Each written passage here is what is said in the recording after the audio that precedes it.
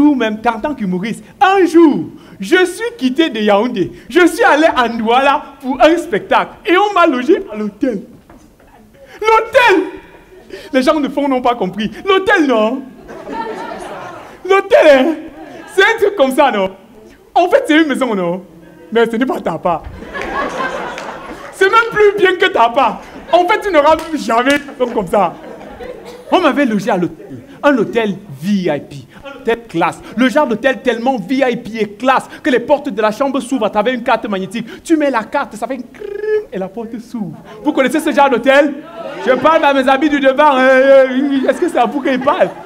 Vous les gens du fond, vous connaissez l'hôtel que les qui dorment dans les auberges? Oui!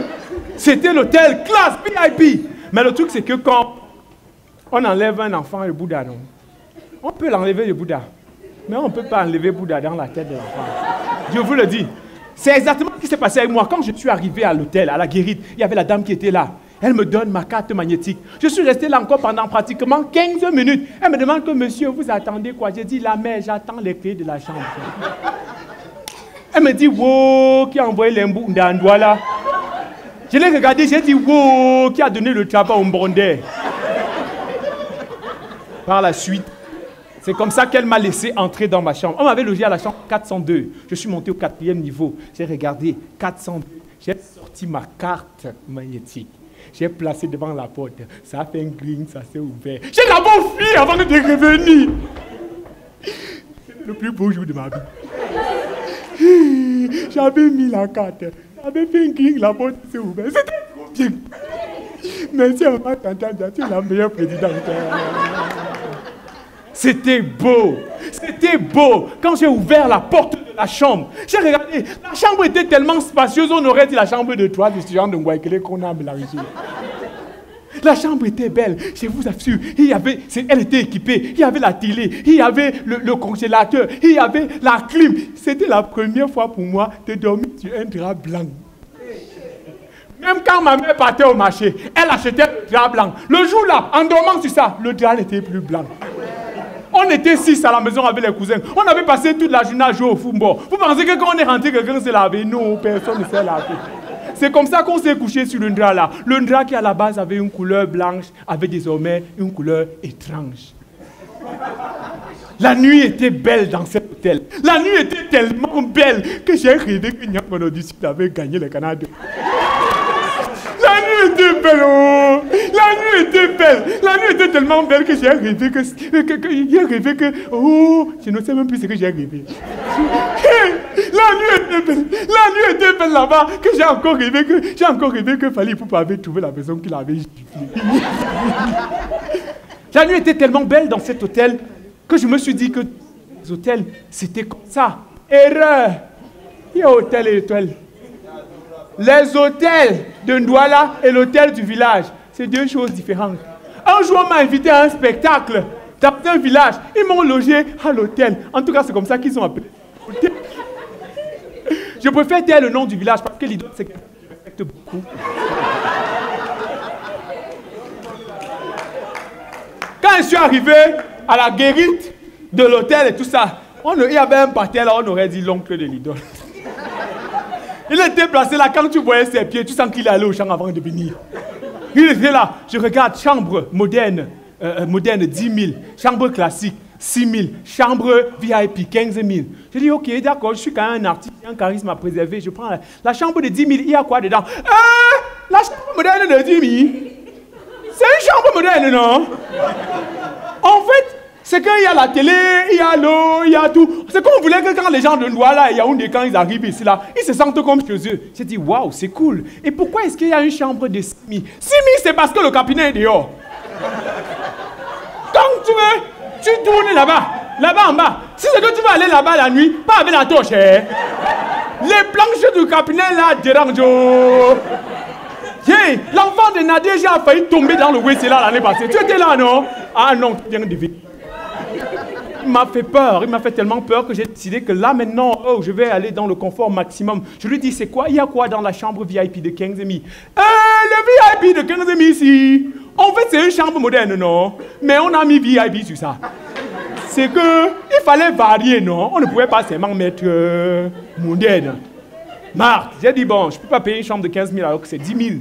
Et c'est là que je prends la chambre de 10 000. Il m'a logé dans la chambre 101. Quand il me donne, je prends la clé, 101. Il constate, hé, tu as pris la 101? Hé, la porte de la chambre là dérange souvent. Oh. Si c'est que tu arrives là-bas, tu tournes 2 fois, ça n'ouvre pas, tu bottes 3 fois. Hein. Je vais envoyer les enfants la semaine prochaine mettre l'huile d'arachide sur ça pour que ça tourne bien. Quand je suis arrivé dans la chambre, c'est là que j'ai compris qu'il y a le film et il y a la réalité. Mais on m'avait dit qu'il y avait la télé, tout ça. Je suis arrivé dans la chambre, j'ai vu la place où on met la télé. Mais il n'y avait pas la télé. Je suis entré dans la douche, j'ai regardé tout le dispositif pour l'eau. Mais il n'y avait pas l'eau. J'ai regardé l'endroit où l'eau coule souvent là, c'était rouillé. Ce n'est pas qu'on avait coupé l'eau. Hein. En fait, il n'y a jamais eu l'eau. J'étais énervé, j'ai dit, je voulais me laver. Je sors, je regarde la concierge. J'ai dit que maman, je veux me laver. Il n'y a pas l'eau. Hey, tu n'as pas vu les bidons dans la chambre là? On puise l'eau là-bas en bas. Tu pars chez la mère de Nadège, tu descends comme ça. Si la mère est là, tu ne peux même pas puiser là-bas.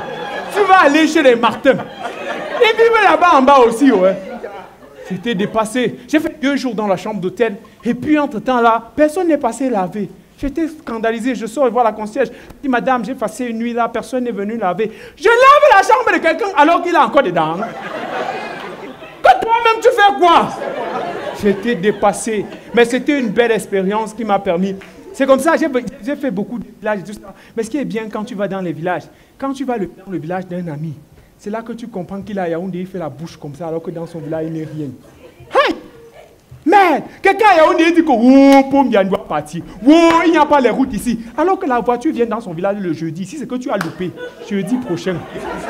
Merde! À quel moment est-ce que tu sens le degré de rientonitisme d'un gars?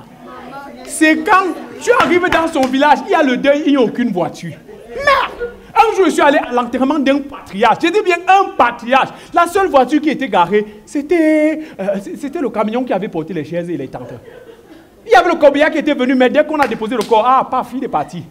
Merde! Et en parcourant les villages des gens comme ça, là, j'ai compris 2 ou 3 choses. Un conseil, s'il vous plaît, ne jamais faire confiance à un autochtone quand il te dit, ce n'est pas loin. C'est ici à côté. Jamais! Un jour, j'étais tellement fatigué de ce n'est pas loin, c'est ici à côté. Je lui ai dit, écoute, attends, c'est à quel niveau exactement? Ouais, je t'ai dit que ce n'est pas loin, non. C'est ici à côté. Tu vois, c'est un peu comme quittant d'ici là pour là-bas. Je n'ai pas compris. Bon, ça va alors, on peut mettre combien de temps exactement pour arriver là-bas? Quand je pars là-bas, je n'ai jamais la montre. Tu vois comme le soleil est ici, non? En arrivant là-bas, le soleil sera là-bas. C'est une imprécision terrible et tout ça. Parfois, c'est quand même bien intéressant. Tu trouves des choses à rire dans ces villages-là. Mais il y a un village dans lequel je suis allé et je n'ai malheureusement pas pu trouver le sourire. J'envoie le feu, pas seulement sur toi.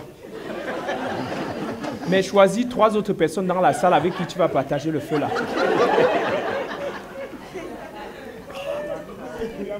Il y a un village dans lequel je suis allé. Je n'ai malheureusement pas pu trouver le sourire parce que j'allais pour y laisser un ami. Oui, c'était un frère, un collègue. C'était quelqu'un de très, très talentueux. C'était un animateur. Quand il est mort, j'ai été surpris quand même qu'il y a devant des choses qu'on fait. Comment ça se passe? Que quelqu'un, le corps est couché là, c'est encore chaud, chaud. Les gars organisent les veillées artistiques. Je ne comprends pas. Jusqu'à un jour, on m'appelle là, on dit que, il y a tel qui est mort là. Je voulais que tu viennes faire un sketch. J'ai dit à la femme là, donne mon numéro plutôt à ta petite soeur. C'est quand toi, tu vas mourir qu'elle veut venir faire rire les gens. Non.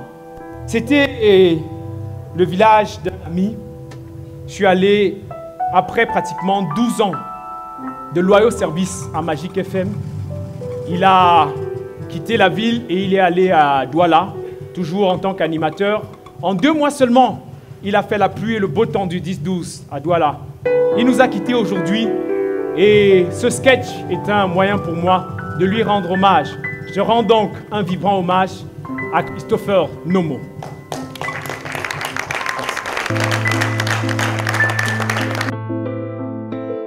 Bonsoir, je m'appelle Lidl. Entre nous, je sais que vous n'en avez rien à faire, c'est vrai, mais s'il vous plaît, donnez-moi quelques minutes, parce qu'aujourd'hui j'ai une confidence à faire.